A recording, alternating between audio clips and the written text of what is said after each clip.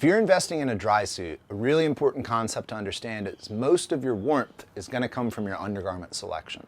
Just because you're dry doesn't make you warm.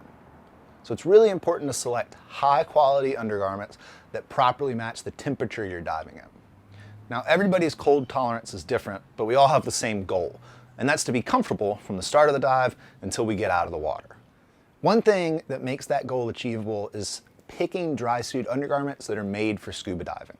It's really easy to pop over to Walmart and get a cotton t-shirt and a sweatshirt and a pair of pants, and it's going to be way less expensive than buying proper undergarments, but as soon as you sweat or as soon as you get wet, you're going to get very cold. The other recommendation is to go with a layered system. That way you have flexibility in the temperatures that you can dive in.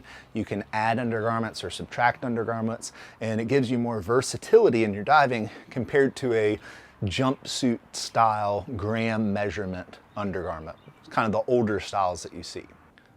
Let's take a look at the 4 categories of dry suit undergarments, and that's going to be our base layer, our main layer, extra layers to add on or take off, and heat.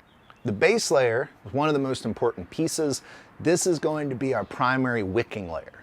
So we're looking for a little bit of warmth here, but we're primarily looking for wicking abilities. For me, that's the Fourth Element J2. It's got a very unique ribbed texture, which provides a lot of warmth for how lightweight it is. It's also antimicrobial, and it is super, super good at wicking water away. This is my first Fourth Element J2. I think I got this 5 dry suits ago. It's just now starting to show wear, and I'm going to replace it with another Fourth Element J2. This is an awesome dry suit undergarment. It's definitely the best that I've ever used from any company. So our base layer sits against our skin, and what I pair the Fourth Element J2 with is the waterproof Body 2X.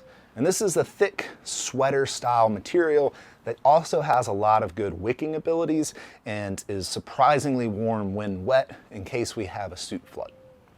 So these 2 items are my primary pair up. For cave diving in 72-degree water about 4 hours, this works perfectly. And for shorter, colder dives in the 65-degree range, this works really well too. Now, along with our core system, we want to have a good pair of socks that are going to keep our feet warm and dry. And this is where I deviate from diving specifics a little bit. Some smart wool hiking socks keep your feet warm and dry, and they do have really good wicking abilities. But there are diving specific versions out there, like the Fourth Element Hotfoot Pro or the Fourth Element Arctic sock, and those are really good choices as well. That's the primary setup. If I need to add anything to it, I would add the Fourth Element Xerotherm. This is a medium weight warmth undergarment. That's actually what I used to pair with the J2 on my neoprene suits, and you can get a lot of warmth from a neoprene suit with these 2. But it's thin enough that I can add it on as an extra layer if I'm diving in colder water or doing a longer dive. Another thing that you might want to add to your dry suit game is a heated vest. And there's 2 reasons to get a heated vest. The first reason is if it's really cold and you need heat.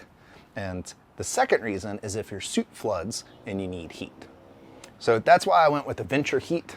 This is actually made for dry suit and wetsuit diving.